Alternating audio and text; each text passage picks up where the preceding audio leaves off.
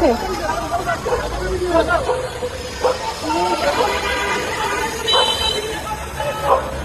মন খারাপ হয় যে আল্লাহ যদি আমাকে কোনোদিন নিয়েও যায়, আমি আল্লাহর কাছে সবসময় দোয়া করি। আপনি জানেন যে আমার আল্লাহকে সন্তান দিচ্ছে 3 মাস ওর বয়স।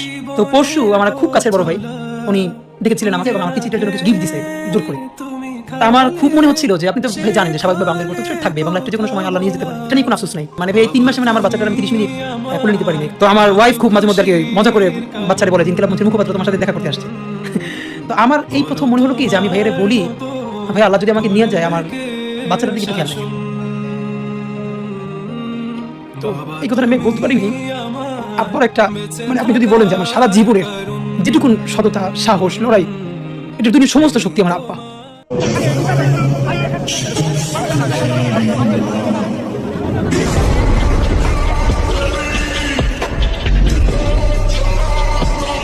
ওসমান হাদী হত্যাকাণ্ডে মূল অভিযুক্ত ও তার স্বার্থ সংশ্লিষ্টদের ব্যাংক হিসাবে 127 কোটি টাকার অস্বাভাবিক লেনদেনের তথ্য পেয়েছে সিআইডি। এ বিষয়ে অনুসন্ধান শুরু করেছে সিআইডি। গত 12 দুপুরে ওসমান হাদীর মাথায় গুলিবিদ্ধ হবার পরই সিআইডি এই ঘটনার নানা দিক নিয়ে ছায়া তদন্ত শুরু করে। এছাড়া গ্রেপ্তার অভিযানের সময় পাওয়া বিভিন্ন ব্যাংকের চেক বইয়ের তথ্য আমলে নিয়ে পর্যালোচনা ও বিশ্লেষণ শুরু করে গোয়েন্দা সংস্থাটি। হত্যাকাণ্ডের পেছনে কোনো সংঘবদ্ধ ও শক্তিশালী নেটওয়ার্ক সক্রিয় ছিল কিনা সে বিষয়ে সিআইডির একাধিক টিম কাজ করছে। ইনকিলাব মঞ্চের মুখপাত্র শরীফ ওসমান হাদীকে গুলি করে হত্যায় ব্যবহৃত মোটরসাইকেলের মালিক সন্দেহে আটক আব্দুল হান্নান জামিন পেয়েছেন। রোববার ঢাকার মেট্রোপলিটন ম্যাজিস্ট্রেট মোহাম্মদ হাসান শাহাদাত শুনানি শেষে তার জামিন মঞ্জুর করেন। গত 17 ডিসেম্বর পুলিশের প্রতিবেদনে বলা হয়েছে আব্দুল হান্নান প্রকৃত মোটরসাইকেল মালিক নন, নম্বরের ভুলে তাকে আটক করা হয়েছিল। আদালত সূত্র জানায় হাদীকে গুলি করার পর গত 13 ডিসেম্বর সন্দেহভাজন হিসেবে আব্দুল হান্নানকে আটক করে র‍্যাব 2। পরবর্তীতে তাকে পল্টন মডেল থানায় সোপর্দ করা হয়। পরে 14 ডিসেম্বর তাকে ফৌজদারি কার্যবিধির 54 ধারায় আটক করে 3 দিনের রিমান্ডে নেওয়া হয়। রিমান্ড চলাকালে তাকে শোরুম মালিকের মুখোমুখি করা হয়। এছাড়া বিআরটিএতে তার নামে রেজিস্ট্রেশন করা 2টি মোটরসাইকেলের তথ্য পাওয়া যায়। এর মধ্যে একটি সুজুকি জিক্সার ও আরেকটি ইয়ামাহা মোটরসাইকেল রয়েছে। তবে হত্যায় ব্যবহার করা হয়েছে হোন্ডা ব্র্যান্ডের হর্নেট মডেলের মোটরসাইকেল। দেশের আপামর মানুষকে কাঁদিয়ে বিদায় নিলেন বিপ্লবী শরীফ ওসমান হাদী। হাদী চেয়েছিলেন জাতীয় সংসদ নির্বাচনে বিজয়ী হয়ে দেশের আইন প্রণয়নের ভূমিকা রাখতে। ইনসাফ প্রতিষ্ঠার মাধ্যমে সমাজে ন্যায় বিচার কায়েম করা ছিল তার আজীবন লালিত স্বপ্ন। বাংলাদেশের সকল আধিপত্যবাদের কবর রচনা ছিল হাদী চেতনা। সেই শহীদ হাদীর চেতনা ছুঁয়ে গিয়েছে দেশের লাখো মানুষকে। তাই তো তার জানাজায় লাখ লাখ মানুষ হাজির হয়েছেন দেশের বিভিন্ন প্রান্ত থেকে। যে হাদী হাসি মুখে বলেছিলেন ঢাকা 8 আসন থেকে যদি 500 ভোট পান তবে তাতেই তিনি খুশি হবেন। যে এর নিচে যদি ভোট পাই তাহলে আমাদের মন খারাপ হবে। সেটা 500 ভোটের নিচে যদি ফয়সাল কি আসলে বেঁচে আছে সেটা চলে গেছে, এই বিষয়ে আপনাদের বক্তব্য সবচেয়ে অবস্থানটা কোথায়? শেষ অবস্থানটা সুনির্দিষ্টভাবে আমাদের কাছে এইভাবে তথ্য নাই। আমরা নানাভাবে আমাদের তদন্তকারী অফিসাররা, আমাদের গোয়েন্দারা চেষ্টা করে যাচ্ছে। আর যেটা আপনি বলেছেন যে উনি সে আসামি বর্ডার পার হয়ে চলে গেছে কিনা, এই বিষয়টা আমাদের কাছে সুনির্দিষ্ট তথ্য আমরা এখনো কনফার্ম হতে পারিনি যে সে হয়ে চলে গেছে। এটা একটা হতে পারে, এটা একটা অনেক সময় অপরাধীরা নানা ধরনের তথ্য দিয়ে, বিভ্রান্তিকর তথ্য দিয়ে নিজেদের অবস্থানটা গোপন করারও প্রয়াস চালাতে পারে, সেরকম একটা প্রচেষ্টা হতে পারে। আমাদের দেশের মানুষকে বিভিন্নভাবে প্রভাবিত করা খুব সহজ। ধরেন হাদীর মৃত্যুটাকে নরমালাইজ করার জন্য কতগুলো শুয়োরের বাচ্চা ফেসবুকে এসে বলতেছে, নাশকতা করতেছে, একজনের মৃত্যু হয়েছে, এটাকে পুঁজি করে এই করতেছে, বাল করতেছে, সাল করতেছে। শুয়োরের বাচ্চারা বাংলাদেশে 54 বছর ধরে ভারতীয় আগ্রাসনের বিরুদ্ধে তোরা কি অবস্থান নিছ? আসসালামু আলাইকুম দর্শক, শরীফ ওসমান হাদী ভাইয়ের কথা আমরা কেন যেন মাথা থেকে নামাতেই পারছি না। সব সময় যেন শরীফ ওসমান হাদী ভাইয়ের কথা মনে পড়ে। শরীফ ওসমান হাদী ভাই কত সুন্দর বাচন ভঙ্গিতে বক্তব্য দিতেন, কত সুন্দর কবিতা আবৃত্তি করতেন, কত সুন্দর ন্যায় ও নিষ্ঠার কথা বলতেন। এগুলো কেন যেন আমাদের বারবার মনে পড়ছে। আমরা কেন যেন তাকে মাথা থেকে ঝেড়ে ফেলতেই পারছি না। শরীফ ওসমান ভাই কতটা লাকি পারসন, মানুষের ভালোবাসা নিয়ে, মানুষের দোয়া নিয়ে রাজকীয় ভাবে মহান আল্লাহ তাআলার ডাকে সাড়া দিয়ে দুনিয়া থেকে গেলেন। তো দর্শক, শরীফ ওসমান ভাইয়ের হত্যা নিয়ে গুরুত্বপূর্ণ একটি খবর নিয়ে হাজির হয়েছি। এবার বের হয়ে এসেছে চাঞ্চল্যকর তথ্য, যা জানলে আপনারা অবাক হতে বাধ্য হবেন। তো দর্শক, চলুন বিস্তারিত দেখে আসি। রাজকীয় বিদায়, হ্যাঁ একদম রাজকীয় বিদায়। আমার তো মনে হয় না কোনো রাজা এরকম সম্মান পায়া বিদায় নিছে। আমাদের হাদী যেভাবে বিদায় নিল, শহীদ শরীফ ওসমান হাদী সারা বিশ্বেতে ছড়ায় গেছে। তো ভাই দেখেন, বড় বড় চ্যানেলগুলা, আন্তর্জাতিক মানের চ্যানেলগুলা হাদীকে নিয়ে কথা বলতেছে এবং ওইখানে শহীদ শব্দটা উচ্চারণ করতেছে। শহীদ হাদী এই কথাটা লেখা হচ্ছে প্রিন্ট মিডিয়া এবং এই যে চ্যানেলগুলাতে খবরের মধ্যে, নিউজের মধ্যে হাদীকে নিয়ে আসতেছে। কারণ ওরাও তো দেখতে পাইছে ভাই, আয় হায় এইটা কি, এত মানুষ একটা জানাজার মধ্যে, অকল্পনীয় ব্যাপার। তো ভাই কেউ বলে 10 লাখ, কেউ বলে 15 লাখ, কেউ বলে 20 লাখ, সঠিক কত এটা আপনারাই জানেন। কিন্তু আমরা চোখে এই জেনারেশন অন্তত নিজের চোখে এরকম দৃশ্য আগে দেখেন নাই, কারণ জানা যায় এরকম দৃশ্য দেখছেন। আমার তো মনে হয় শুধু বাংলাদেশে না, পৃথিবীর কোথাও দেখা থাকলে ভাই আমার একটু কমেন্ট করে জানায়েন। দেখেন সারা পৃথিবী থেকেই এটা একটা নাড়াচাড়া পড়ছে। কেন নাড়াচাড়াটা পড়লো, এর মধ্যে জাতিসংঘ কেন আবার জড়ায় গেল? জাতিসংঘ কিন্তু স্পষ্ট ভাষায় বলতে চাইছে একদম স্বচ্ছ তদন্ত চাই, প্রয়োজনে তারা সাথে থাকবে। জাতিসংঘের যে সচিব উনি বলছে, ওনার নাম আমার মুখস্থ হয় নাই, অনেক কঠিন নাম, এটা আপনারা বুঝে নিয়েন, আপনারা সব খবর রাখেন। জাতিসংঘ কেন এটা তদন্ত কইরা অরিজিনাল রিপোর্ট চায়? তার মানে কি জানেন, এই যে বলা বলি হচ্ছে না, ওইখান থেকে এটা কিল করানো হয়েছে, এটা আসলে সত্য কিনা ওইটা বাইর করতে চায়, আর ওইটা খুব তাড়াতাড়ি বের হয়ে যাবে ভাই। ডক্টর ইউনূস স্যার তো বলছে যে আমি 2 মাস 3 মাস যেইটুক টাইমে আসি, আমার উচ্চ লেভেলে যতখানি আমার ক্ষমতা আমি ততখানি চেষ্টা করব। হ্যাঁ ভাই, আপনারা কনফার্ম থাকেন, ওনার চেষ্টা অব্যাহত আছে। এর মধ্যে শোনা যাচ্ছে, দেখেন ভারত থেকে ওই কসাই কামাল সহকারে, ওই কাউয়া কাদের সহকারে নানক টানক যারা আছে এরকম 10-12 জনকে দিয়ে দিতে পারে। গুজবও হইতে পারে এই কথা, কিন্তু এই কথাটা মার্কেটে কিভাবে ছড়াইলো? প্রথম আমি দেখছি বনি আমিন এই কথাটা বলছে, বনি আমিনের কথা থেকে এই কথাটা ছড়াইতে পারে, এবং আরো অনেকেই আলাপ করতেছে। এবং ডক্টর ইউনূস স্যার যেভাবে বলছে যে আমার যতটুক চেষ্টা করার আমি ততটুকুই করব এই 2 মাসের মধ্যে, সব মিলাইয়া মনে হয় ভাই এরকম ঘটনা ঘটতে যাচ্ছে। যাই হোক, এগুলো হলো ভবিষ্যৎবাণীর কথা। ভবিষ্যৎবাণী করা নাকি হারাম, আমাদের হাদিসে আছে, কিন্তু ভবিষ্যৎবাণী তাও করতে হয়। যেমন আমি কিন্তু ভবিষ্যৎবাণীর মতেই একটা ইঙ্গিত দিয়ে যাচ্ছিলাম প্রথম থেকে, গত 1.5 বছর যাবৎ একটা ইঙ্গিত দিচ্ছিলাম। সেই ইঙ্গিতটা কি? পরিবর্তন আসতে পারে, একটা পরিবর্তন আসতে যাচ্ছে। আর এই পরিবর্তনটাকে গজাল দিয়া, একেবারে গজাল মাইরা কনফার্ম করে দিল। এই যে পাহাড় দেখেন না, পাহাড় পর্বত এই পৃথিবীটাকে টিকায় রাখছে। এই পাহাড় পর্বত ওই গজালের মতো একেবারে গাইথা রয়েছে। এই পাহাড় পর্বত না থাকলে ভাই এই পৃথিবী থাকতো না। ঠিক তেমনি এই হাদির যে আদর্শের মানুষ ছিল, সে যে আদর্শটা রাইখা গেল, ওই আদর্শের দিকেই কিন্তু এখন দেশ যাচ্ছে। হ্যাঁ ভাই, একটা চলতি ভাষায় কথা বলি, হাদিকে ক্যাশ করতে পারে নাই অনেকে, কিন্তু ক্যাশ করছে অন্য একজন। কেমন সেই কথাটা? ক্যাশ কথাটা খারাপ অর্থে নিয়েন না, এগুলো চলতি ভাষায়। হ্যাঁ ভাই, হাদিকে ক্যাশ করতে পারতো বিএনপি, পারতো না? বিএনপি যদি বুকে নিয়ে নিত, গুলি খাওয়ার সঙ্গে সঙ্গে হাদির জন্য দাঁড়ায় যেত, হাদির জন্য চিৎকার করতো, হাদির চিকিৎসার ব্যাপারে দৌড়াদৌড়ি করতো, হাদির সাথে যদি জড়ায় যেত, আজকে কিন্তু এই জয়টা বিএনপির থাকতো। কিন্তু হবে না কেন? বিএনপি ওইভাবে আগে আসে নাই কেন? আগে আসতে পারে নাই। এখানে একটা সংঘর্ষ আছে, আদর্শের সংঘর্ষ। কারণ হাদি তো বারবার ওই ভারতের দিকেই হাত তোলে, ভারত মুক্ত একটা বাংলাদেশ চায়, তাই না? কিন্তু ওনাদের আদর্শ কি এমন আদর্শ হইলে নিশ্চয়ই ওনারা আসে নাই। কিন্তু হাদির আদর্শের সাথে মিলে গেল কাদের? জামাতে ইসলামের আদর্শ মিলে গেল। জামাতে ইসলাম কিন্তু একটা ভারত মুক্ত বাংলাদেশ চায়, তার মানে ভারতের সাথে শত্রুতা মিনা। ডক্টর শফিকুর রহমান স্যার খুব বুদ্ধি খরচ কইরা কথা বলে, উলট পালট কথা বলে না, কিন্তু উনি বলছে ভারতের সাথে আমাদের সম্পর্ক থাকবে না কেন, কিন্তু সেটা থাকতে হবে একেবারে সমান সমান, হ্যাঁ, ইজ্জতের সম্মানের, গোলামির না। এই কথাটাই তো বলছে। হাদি কিন্তু এই একই কথা বলতো। হাদির আদর্শটা কিন্তু একটু অন্যরকম ছিল। দেখেন, এই যে প্রথম আলো এবং ডেইলি স্টার যে পোড়ানো হইলো, আগুন দেওয়া হইলো, এইটার ব্যাপারে হাদির কি আদর্শ ছিল? হাদি কি বলতো? হাদি বলতো আপনারা প্রথম আলোর এখানে যায় কেন ভিড় জমান, প্রয়োজনে ওই প্রথম আলোর এগেনস্টে 10টা প্রথম আলো তৈরি করেন, তাকে ওইভাবে কাউন্টার দেন, মানে আরো 10টা পত্রিকা ভাই করে কাউন্টার দেন, তার ওইখানে যায় কেন আপনারা ভিড় করেন? কি কারণ আপনাদের? দেখছেন তার আদর্শটা একটু অন্যরকম না? এই জন্যই সে কিন্তু এত পপুলার। মানুষ তো আর ভাই সবাই পাগল না। হায় হায়, দেখছেন আপনারা এই যে জানাজার মধ্যে, জানাজা তো ভাই অনেকেরই হয়, অনেক মানুষ হয়, কিন্তু এভাবে কাঁদতে দেখছেন কাউকে? হাদির ভাই যখন বক্তব্য রাখতেছিল সবাই কাঁদতেছিল, ছাত্র শিবিরে সাদিক কায়েম কাঁদতেছিল, হাসরাত আব্দুল্লাহ কাঁদতেছিল, এনসিবির অনেকেই কাঁদতেছিল, ওইখানে উপস্থিত যারা ছিল সবাই ভাই বুক ফাইটা কান্না আসতেছিল। আর আমরা যারা দেখছি, দেখেন সবাই বলো ওইখানে উপস্থিত কত লক্ষ লোক ছিল। আর ভাই ওখানে যদি 20 লক্ষ লোক হয়, ধরে নেন 10 লক্ষ, অনেকে 10 লক্ষ বলতে চাচ্ছে, 10 লক্ষ যদি ধরে নেই, তার মানে আরো 10 কোটি মানুষ অনলাইনে তো দেখতেছিল, সেগুলো কাউন্ট করবেন না? যার জন্য সারা বিশ্বে ভাই এটা আলোচনার সাবজেক্ট। এবং পৃথিবীর সবাই এখন একটা জিনিস বুঝতে পারতেছে, পৃথিবীর সবাইকে টানা উচিত না, আমি পশ্চিমাদের দিকে আঙুল তুলতে চাই, ওনারা বুঝতে পারতেছে যে বাংলাদেশে নতুন রাজনীতির উত্থান হয়ে গেছে। কিছুদিন আগে বলছিল না আমেরিকা যে জামাতে ইসলামের মধ্যে শিক্ষিত লোক বেশি, তাদের সঙ্গে কথা বলতে ভালো লাগে, তারা মার্জিত, ভদ্র, এবং তাদের মধ্যে সবাই ব্যবসায়িক মাইন্ডের, মানে টাকাওয়ালা, ধনী। হ্যাঁ ভাই, ধন লাগে, হারামের ধন না, একেবারে নেক পথের ধন। ওনারা অনেক আগে থেকে এই প্রিপারেশনটা নিছে।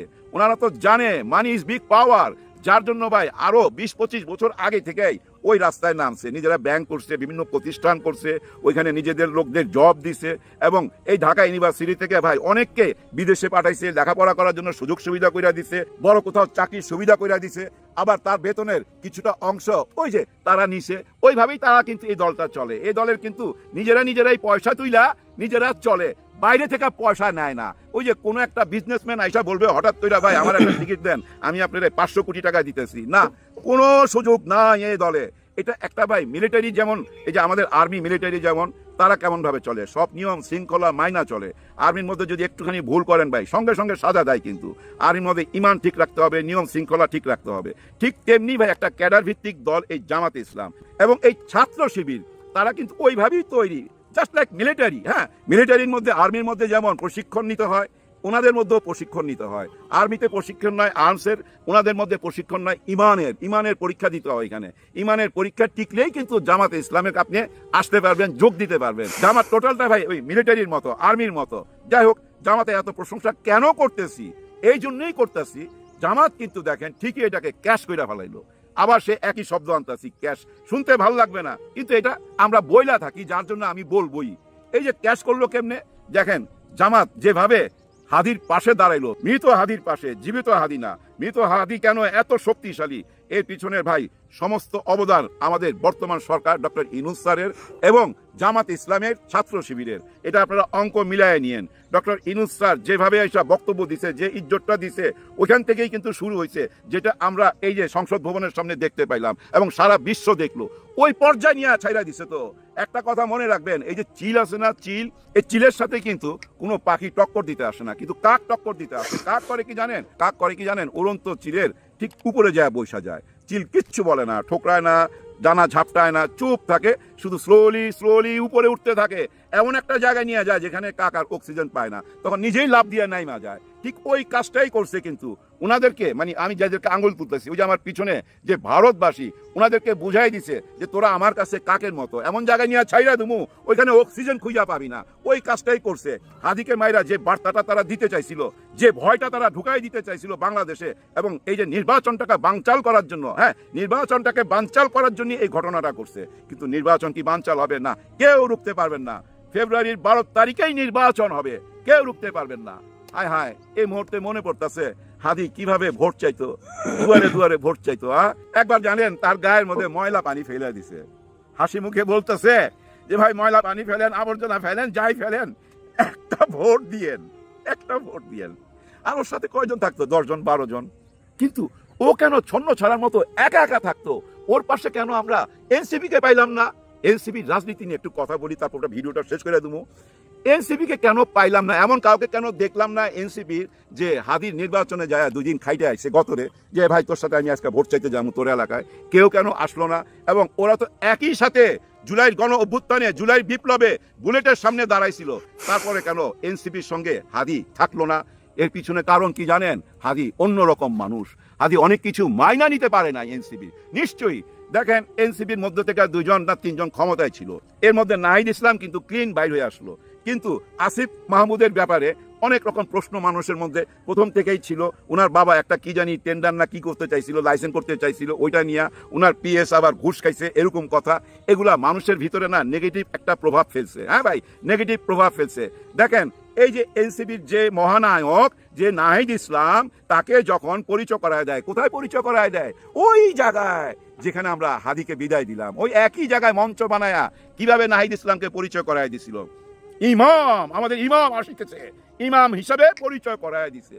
কিন্তু সে ইমামের রাজনীতিটা কি এখন আমরা কি সেটা পাই খুঁজা? না, পাই না। একবার ডাইনে যায়, একবার বামে যায়। 5-6 দিন বিএনপি রে গালাগালি করে, বিএনপি সমালোচনা করে, তুমুল ধুনা করে।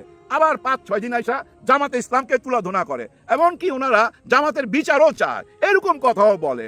আবার কিছুদিন দেখি সরকারের পিছনে লেগে গেছে, সরকারের সমালোচনা করে, মানে চারিদিকেই ঢোল বাজায়। কিন্তু আসল রাজনীতিটা কি? আপনাদের মধ্যে কেউ কি হাদি আছে? একজন হাদি? হ্যাঁ আছে, হাসনাত আব্দুল্লাহ। এই ছাড়া তো আমি আর কাউকে দেখি না এই মুহূর্তে। আর আপনাদের নিয়ে কত কথা বলতাম, কত প্রশংসা করতাম, কত স্বপ্ন দেখছিলাম। আপনারাও এই স্বপ্ন দেখছিলেন, জনগণও আপনাদের নিয়ে অনেক স্বপ্ন দেখছে, কিন্তু আপনারা গত 15 মাসে ঠিক করতে পারেন নাই বামে যাবেন না ডাইনে যাবেন, কোন ধরনের রাজনীতি করবেন। আপনারা কি সুশীল হইতে চান, নাকি পশ্চিমাদের মতো একটা দেশ বানাইতে চান, নাকি 92% যেখানে মুসলমান তাদের হয়ে কাজ করতে চান, কাদের হয়ে কাজ করতে চান আপনারা আজ পর্যন্ত জানাইতে পারেন নাই। একবার শুনি বিএনপির কাছে 20টা আসন চান, একবার শুনি জামাত ইসলামের কাছে আসন চান। জামাত ইসলাম একবার আপনাদেরকে দাওয়াত করছিল, ওইখানে যাওয়া উচিত ছিল। 8টা দল গেছে, আপনারা যদি যাইতেন সেটা 9টা দল হইতো। আপনারা যান নাই, কারণ আপনারা সুশীল সমাজের ভোট চান, সুশীলদের দৃষ্টি আকর্ষণ করতে চান, পশ্চিমাদের দৃষ্টি আকর্ষণ করতে চান। কিন্তু পশ্চিমারা তো আর সুশীল দেখতে চায় না এই দেশে। পশ্চিমারাও বুঝা ফেলাইছে এই সুশীলদের দ্বারাই এই দেশটার এত বড় ক্ষতি হয়ে গেছে। ওরা এখন যাই না গেছে, ওরা এখন হিসাব মিলায় ফেলাইছে, লোহা দিয়া লোহা কাটতে হবে, লোহা ছাড়া লোহা কাটা যায় না। দেখেন, একটু আগে বলতেছিলাম না, ভারতের আশেপাশে সব আপন দেশগুলা, ছোট ছোট দেশগুলা আজকে তার পর। এরপরে দেখেন চায়না রয়ে গেছে, চীনও কিন্তু তার পর। আর আমেরিকা চুপচাপ খেলা দেখবে, কারণ আমেরিকা ভাই সেটাই ফলো করে। তারা একটা জিনিসই ফলো করে, দেখতে চায় ওই দেশের মানুষ কি চায়। ওরা যখন এখন বুঝতে পারতেছে, বিশেষ করে এই হাদির জানা যায়, শহীদ হাদির জানা যায়, যেটা বুঝতে পারছে, এই থেকে ওরা হিসাব মিলায় ফেলাইবো যে এই দেশ কোন দিকে যাইতেছে। হ্যাঁ ভাই, এই দেশ কোন দিকে যাইতেছে ওরা অলরেডি হিসাব মিলায় ফেলাইছে। দেখেন না, হুট করে লন্ডনে চলে গেল ডাক্তার শফিকুর রহমান স্যার, আবার হুট করে চলে আইল। এর মধ্যে যে কত দেশের রাষ্ট্রদূতের সাথে বসছে, এর তো কোনো হিসাবই নাই। হিসাব আপনারা মিলাইতে পারবেন, খুব অল্প দিনের মতো মিলাইতে পারবেন। এর মানে কি এরকম কিছু এই দেশে আর কোনো দল নাই? আছে ভাই, এ দেশে বৃহৎ একটা দল রয়ে গেছে। যে দলটা কেমন জানেন, এই কথাটা বইলা ভিডিওটা শেষ করে দেই। ধরেন আপনি বাগানে ফুল কুড়াইতে গেলেন, বহু রকম ফুল কুড়াইলেন, তারপর আপনি একটা জায়গায় বসলেন, কারণ আপনি এখন মালা গাঁথবেন। কিন্তু দেখলেন আপনার কাছে সুইও নাই, সুতাও নাই। আপনি মালা গাঁথতে পারবেন? পারবেন না। ওনাদের হাতে সুইও নাই, সুতাও নাই। সুই সুতা কোথায়? লন্ডনে। 25 তারিখে আসতেছে। 25 তারিখে তারেক রহমান সাহেব নিজের হাতে এই যে ছড়ানো ছিটানো যে ফুলগুলা সব একসাথ কইরা সত্যি সত্যি যদি একটা মালা গাঁথতে পারে, তাইলে তো ভাই আবার দাঁড়ায় গেল না। এবং দাঁড়ানো উচিত, মুখোমুখি হওয়া উচিত, কেউ কাউকে ছাড় দেওয়া উচিত না। দেখেন ভাই, সংসদে যেই যাক না কেন, এইবার কিন্তু খেলা হবে। কেমন খেলা? ধরেন বিএনপি ক্ষমতায় গেছে, কিন্তু বিরোধী দল কারা? বিশাল বড় বিরোধী দল, 8 দল সহকারে জামাতে ইসলাম। এদিক সেদিক যাইতে পারবে? যাইতে পারবে না। ধরেন জামাতে ইসলাম ক্ষমতায় গেছে, বিএনপি বিশাল দল, বিরাট বড় একটা বিরোধী দল। জামাতে ইসলাম এদিক সেদিক করতে পারবে? পারবে না। দেশের যে প্রচলন আইন আছে, যে আইন দ্বারা আমাদের দেশ এখন চলতেছে, এই আইনের বাইরে যাইতে পারবে জামাতে ইসলাম? নিশ্চয়ই পারবে না। ওনারা যদি এই আইনের বাইরে যাইতে চায়, ওই সংসদের ভিতরে ভাই আইন পাশ করাইতে হবে। যেটার কথা বুঝাইতে চাচ্ছি, এই যে বলে না অনেকে জামাতে ইসলাম আসলে শরিয়া আইন জারি করবে, জামাতে ইসলাম আসলে মেয়েদেরকে কাজ করতে দিবে না, জামাতে ইসলাম আসলে ভাই এই যে যত মাজার আছে এই মাজার ভাঙা ফেলাইবে না। জামাতে ইসলাম এগুলোর সাথে জড়িত না। জামাতে ইসলাম ওই রাজনীতি করবে না। জামাতে ইসলাম যদি আসে, বাংলাদেশের আইনের বাইরে যাওয়ার কারো ক্ষমতা নাই তো ভাই, কারোই ক্ষমতা নাই। ওনাদের কাছে আমরা কি আশা করি? ওনাদের কাছে কেন বলবো, আমি বিএনপির কাছেও আশা করি আপনারা দুইটা জিনিস কথা দেন, দুইটা ব্যাপারে আপনারা একমত হয়ে যান, তাহলে দেখবেন এই দেশে শান্তি ফেরত আসবে, এই দেশ সোনার বাংলাদেশ হয়ে যাবে। ওই দুইটা জিনিস কি জানেন? একটা হলো আমরা ভারতের আধিপত্য মাইনা নেব না, আমরা কারো গোলাম না, আমরা কারো কৃতদাস না। আমরা একটা দেশ, দেশ ছোট হইতে পারে কিন্তু একটা দেশ, এইটা মনে রাখতে হবে। আমাদের আলাদা পতাকা আছে, আমাদের আলাদা পরিচয় আছে। আরেকটা কি? দুর্নীতি মুক্ত একটা বাংলাদেশ। আর কোনো কাজ চাই না ভাই। ওই ব্রিজ বানাইবেন, কালভেট বানাইবেন, চাঁদে যাইবেন, স্যাটেলাইট পাঠাইবেন। ওই স্যাটেলাইট কই? ওই যে একটা স্যাটেলাইট পাঠাইছিল, হাজার হাজার কোটি টাকা খরচ কইরা, ওইটা আকাশে হারায় গেছে, খুঁজা পাওয়া যাচ্ছে না। ওই স্যাটেলাইটের মধ্যে কিন্তু বঙ্গবন্ধুর ছবি আছে, ওই স্যাটেলাইটের মধ্যে বাংলাদেশের পতাকা আছে, ওটা নামও ছিল বোধ বঙ্গবন্ধু স্যাটেলাইট। এখন ওই আকাশে হারায় গেছে, খুঁজা পাচ্ছি না। এরকম বাইক খুঁজা পাচ্ছি না, হারায় গেছে দেশের হাজার হাজার লক্ষ লক্ষ কোটি টাকা এই দেশ থেকে চলে গেছে। শুধু এইটা রোধ করতে হবে। তার মানে দুইটা জিনিস চাইলাম, আপনারা এই দুইটা জিনিস যারা দিতে পারবে তাদেরকেই ভোট দিবেন। দুর্নীতি মুক্ত বাংলাদেশ, আর আমরা কারো কৃতদাস না। ভারতের কোনো আধিপত্য এখানে চলবে না। আমাদের 18 কোটি মানুষকে এখানে কাস্টমার বানায় ভারত ব্যবসা করে যাচ্ছে। আমরা কারো কাস্টমার না, আমরাও দোকানদার হইতে চাই, কারণ আমরা একটা স্বাধীন বাংলাদেশ। সবার জন্য সবাই দোয়া করবেন। বলছিলাম, ওসমান হাদিকে যারা হত্যা করেছে, যারা হামলা করেছিল, তারা দেশে আছে নাকি দেশের বাইরে গিয়েছে? আমরা বিভিন্নভাবেই বেসরকারি পর্যায়ে প্রতিষ্ঠিত হতে দেখেছি যে এটা নিশ্চিত যে তারা দেশের বাইরে চলে গেছেন, অর্থাৎ ভারতে পালিয়ে গেছেন। বিভিন্ন গণমাধ্যমের অনুসন্ধানী সাংবাদিকতায় আমরা দেখেছি যে দেশের বাইরে গেছেন। আল জাজিরার সাংবাদিক জুলকারনাইন শাহের এই ব্যাপারটাকে প্রতিষ্ঠিত করেছেন যে তারা দুজন কোন পয়েন্ট দিয়ে, কিভাবে, কোন রুট দিয়ে, কখন দেশের বাইরে গেছেন, এই সব কিছু পরিষ্কার করা হয়েছে। করেছে। কিন্তু আজকে পুলিশের তরফ থেকে জানানো হলো যে দেশের বাইরে যে তারা গেছে এটা নিশ্চিত নয়, এবং দেশের বাইরে তারা পালিয়ে গেছে এই ব্যাপারটা প্রচার করা একটা কৌশলও হতে পারে। কি বলছে পুলিশ, শিরোনামটা দেখলেই বুঝতে পারবেন। জয় দিনের শিরোনামটা দেখে নিন। অতিরিক্ত আইজিপি তিনি বলছেন, হাদির হত্যাকারী দেশের বাইরে চলে গেছে এমন তথ্য নেই। ইনকলাব মঞ্চের মুখপাত্র শরীফ ওসমান হাদির গুলি করা শুটার ফয়সাল করিম মাসুদ দেশের বাইরে চলে গেছেন কিনা এমন তথ্য নির্ভরযোগ্য কোনো সূত্রে পাওয়া যায়নি। অনেক সময় অপরাধীদের অবস্থান নিয়ে বিভ্রান্তি ছড়ানো হয়। সচিবালয়ে স্বরাষ্ট্র মন্ত্রণালয়ে আয়োজিত পুলিশ, র্যাব ও বিজিবির যৌথ সংবাদ সম্মেলনে একথা বলেন পুলিশ সদর দপ্তরের অতিরিক্ত আইজিপি খন্দকার রফিকুল ইসলাম। শুটার ফয়সাল করিম সম্পর্কে সাংবাদিকদের এক প্রশ্নের জবাবে তিনি বলেন, ফয়সালের শেষ অবস্থান নিয়ে আমাদের কাছে সুনির্দিষ্ট তথ্য নেই। তিনি বলছেন যে এই ব্যাপারে সুনির্দিষ্ট কোনো তথ্য নেই, এটা পেতে আমাদের বাহিনী ও গোয়েন্দা সংস্থা কাজ করছে, তবে সে যে দেশের বাইরে চলে গেছে এমন নির্ভরযোগ্য তথ্য পায়নি। অনেক সময় অপরাধীদের অবস্থান নিয়ে বিভ্রান্তি ছড়ানো হয়। হত্যাকাণ্ডে কোনো রাজনৈতিক দলের সম্পৃক্ততা পেয়েছেন কিনা এমন প্রশ্নের উত্তরে তিনি বলেন, আমরা এখনও স্পেসিফিক কোনো রাজনৈতিক দলের সম্পৃক্ততা পাইনি, তবে আমরা সঠিক তথ্য পেতে চেষ্টা করছি। এদিকে গোয়েন্দাদের তরফ থেকে জানানো হয়েছে যে এই হত্যাকাণ্ডটা রাজনৈতিক উদ্দেশ্যে ঘটিত ঘটনা হতে পারে, এরকমটা তারা মনে করছে। এরকমটা তারা যখন মনে করছে, পুলিশ যখন বলছে যে দেশের বাইরে চলে গেছে এমন কোনো তথ্য নেই, তখন দেশের বাইরে চলে গেছে এই ব্যাপারটা নিশ্চিত করা এবং প্রমাণ করার চেষ্টা করা আল জাজিরার সাংবাদিক জুলকারনায়ন শাহের এই পুলিশ কর্মকর্তার এই নিউজের একটা ফটোকার্ড দিয়ে ফেসবুকে পোস্ট করেছেন।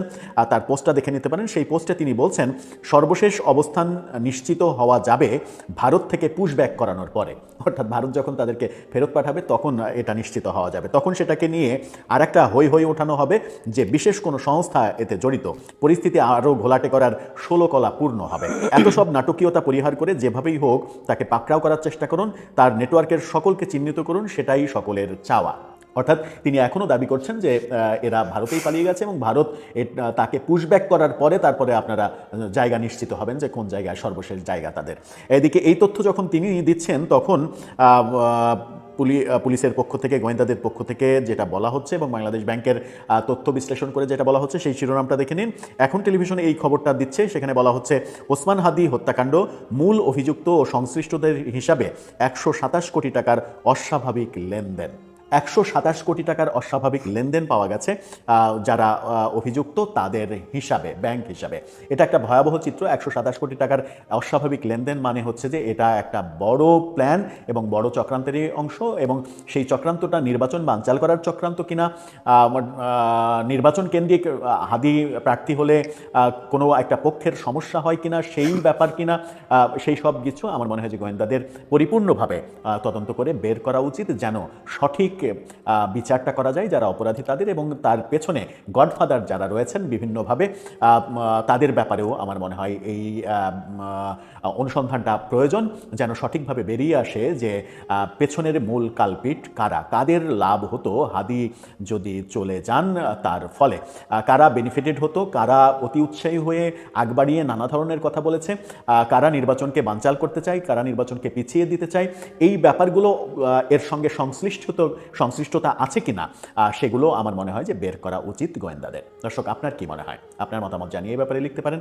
আমাদের কমেন্ট বক্সে। আমাদের দেশের মানুষকে বিভিন্নভাবে প্রভাবিত করা খুব সহজ। ধরেন হাদির মৃত্যুটাকে নরমালাইজ করার জন্য কতগুলা শুয়োরের বাচ্চা ফেসবুকে আইসা বলতেছে, নাশকতা করতেছে, একজনের মৃত্যু হয়েছে, এটাকে পুঁজি করে এই করতেছে, বাল করতেছে, সাল করতেছে। শুয়োরের বাচ্চারা, বাংলাদেশে 54 বছর ধরে ভারতীয় আগ্রাসনের বিরুদ্ধে তোরা কি অবস্থান নিছ? বাংলাদেশে আমাদের ভাসানীর কালচারাল সেন্টার নাই কেন? শহীদ জিয়ার কালচারাল সেন্টার নাই কেন? খালেদা জিয়ার নাই কেন? বাংলাদেশে মুসলিম যে সমস্ত নেতারা ছিল তাদের কালচারাল সেন্টার কই? তোরা বালের ইন্দিরা গান্ধী কালচারাল সেন্টার খুইলা বইছস বাংলাদেশে। তোরা ছায়ানট বালছাল খুইলা বাংলাদেশের শাহবাগীদেরকে দিয়া এই দেশের আধিপত্য বিস্তার করা, এই দেশের মধ্যে বিস্তার করার জন্য তোরা সর্বোচ্চ কাজ করছস। তোরা ওগুলা চোখে দেখোস না? এগুলোর মব বলস। শেখ হাসিনা যে গত 17 বছর বাংলাদেশের মানুষের উপর দমন পীড়ন চালাইছিল, তার যে হেলমেট বাহিনী মানুষকে মারছিল, ওগুলা মব ছিল না? আমাদের যে শাপলা চত্বরে কোরআনের পাখিগুলারে মারছিল, ওগুলা মব ছিল না? আমাদের দেশে যখন সাধারণ জনগণকে রাস্তার মধ্যে পুলিশ সহ কুত্তার মতো পিটায় মারছে, ওগুলা মব ছিল না? জুলাই আন্দোলনে মানুষের দেয়ালে যখন পিঠ ঠেকে গেছে, মানুষ রাস্তায় নাইমা আসছে এবং ওই আন্দোলনে পুলিশকে মাইরা গাছের আগায় ঝুলাইয়া থুইছে মানুষ। কতটা বিক্ষুব্ধ জনগণ ছিল। হাদির এই ঘটনাটাকে আপনারা নর্মালাইজ করার চেষ্টা করতেছেন কেন? আজকে হাদি মারছে, কালকে হাসনাতকে মারবে, আরেকদিন আরেকজনকে মারবে। আপনারা কি নতুন রাজনীতির বন্দোবস্ত চান না বাংলাদেশে? বা এই যে নতুন প্রজন্মের ছেলেগুলা বাংলাদেশের রাজনীতিকে সামনে নিয়ে যাক, এটা চান না?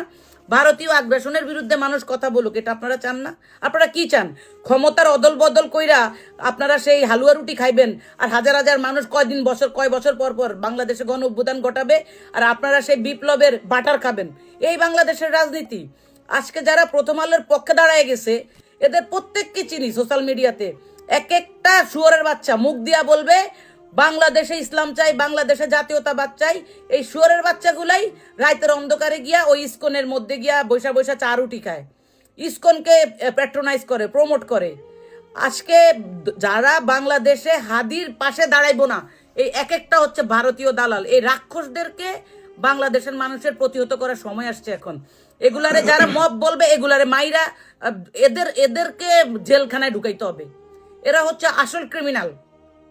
বাংলাদেশে একটা নেতাকে গুলি করে মাইরা ফেললো, এখন পর্যন্ত 1 সপ্তাহ হয়ে গেছে, একটা আসামি ধরতে পারে না। আসামির বাপ, ভাই, বোন, 14 গোষ্ঠী দইরা এখানে আপনার ওই যে মাসুদ রান্নার গল্প বানাইতেছে বাংলাদেশের আইন শৃঙ্খলা বাহিনী।